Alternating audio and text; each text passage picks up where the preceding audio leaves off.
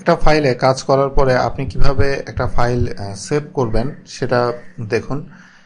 এখানে আপনি সাপোজ এই যে একটা ফ্লোর প্ল্যান আপনি দেখতে পাচ্ছেন, এটা যদি আপনি সেভ করতে চান আপনাকে যেটা করতে হবে, এই যে অ্যাপ্লিকেশন মেনু বার থেকেও আপনি যেতে পারেন বা উপরে যে কুইক অ্যাক্সেস বার আছে এখান থেকেও যেতে পারেন।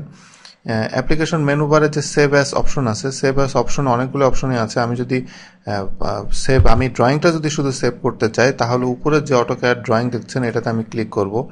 ক্লিক করার পরে আমি আমার ডিজায়ার্ড যে লোকেশন, সাপোজ আমি ডেস্কটপে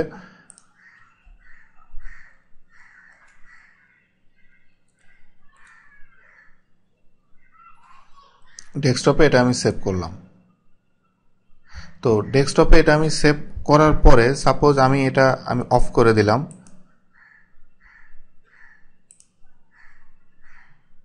দেওয়ার পরে আমি আবার যদি এটা ওপেন করি ডেস্কটপে যেয়ে,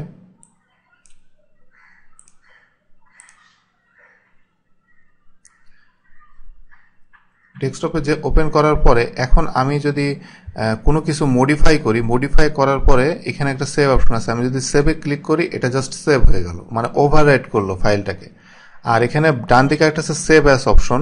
সেভ অ্যাস অপশন বলতে এখানে যেটা বোঝানো হয় যে আপনি এখন অলরেডি সেভ আছে, এই অবস্থায় আপনি যদি এটা অন্য নামে অন্য আরেকটা কোনো জায়গায় সেভ করতে চান সেই ক্ষেত্রে আপনি সেভ অ্যাস অপশনে ক্লিক করবেন।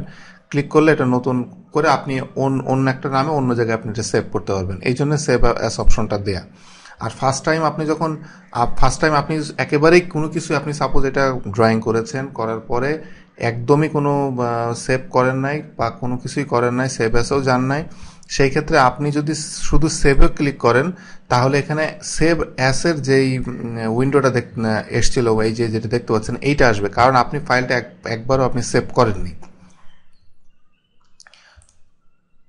তো সেভ আপনি এখান থেকে কুইক অ্যাক্সেস বার থেকেও করতে পারেন বা অ্যাপ্লিকেশন মেনু বার এখান থেকেও আপনি করতে পারবেন।